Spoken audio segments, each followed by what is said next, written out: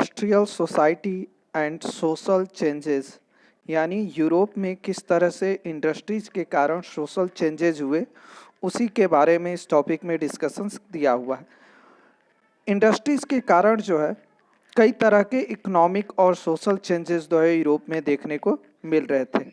एक तरफ नई नई सिटीज़ सेटअप की जा रही थी, नए नए इंडस्ट्रियल रीजन्स क्रिएट किए जा रहे थे, रेलवे का एक्सपेंशन हो रहा था। तो इन सभी के कारण जो है यूरोप में इंडस्ट्रियल रिवॉल्यूशंस बहुत तेज़ी से हो रहा था। इंडस्ट्रियलाइजेशंस ने वहाँ के यूरोप के पुरुष, महिलाओं और बच्चों को फैक्ट्रीज में ला दिया जहाँ पर वो काम कर सके। उस समय जो है वो वर्किंग आवर उनके ज़्यादा लंबे होते थे और वेजेस उन्हें बहुत कम मिलते थे।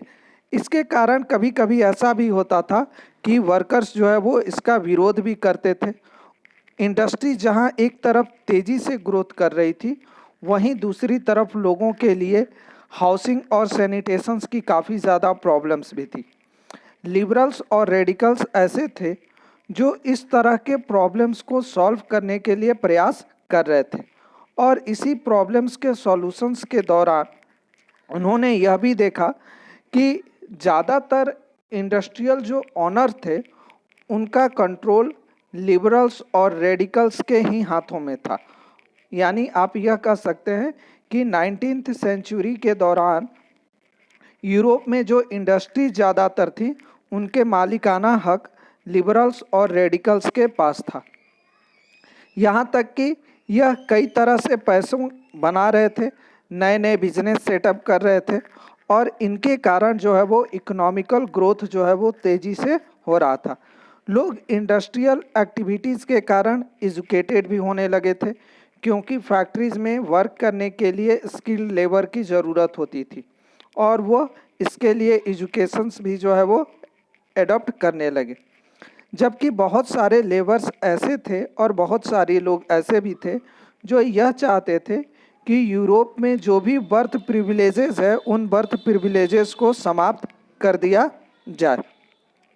बर्थ प्रिविलेजेस को समाप्त करने के साथ साथ लेबर्स अपने लिए चाहते थे कि इनके वर्किंग आवर्स को मिनिमाइज भी किया जाए और इनके वेजेस को बढ़ाया जाए।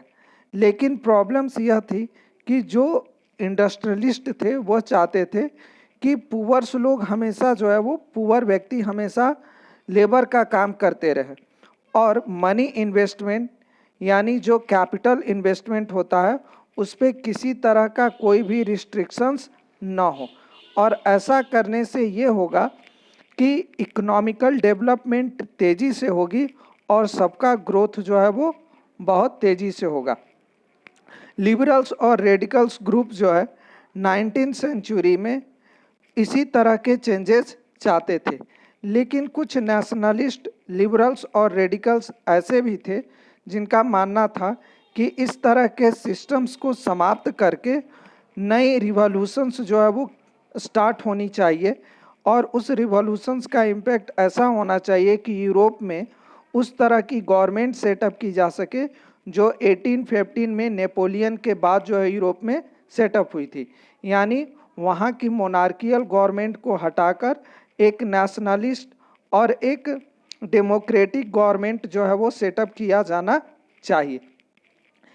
इसी तरह से जो है वो 1815 के बाद ही जियोसेपी मैज़नी एक इटालियन नेशनलिस्ट और रिवॉल्यूशनरिस्ट था जिसने इसी तरह के डिमांड्स और रिवॉल्यूशंस की मांग की थी यूरोप के इटली कंट्री में, जहां पर उसने यंग इटली और यंग यूरोप नाम की दो सीक्रेट सोसाइटीज़ का जो है स्थापना किया था।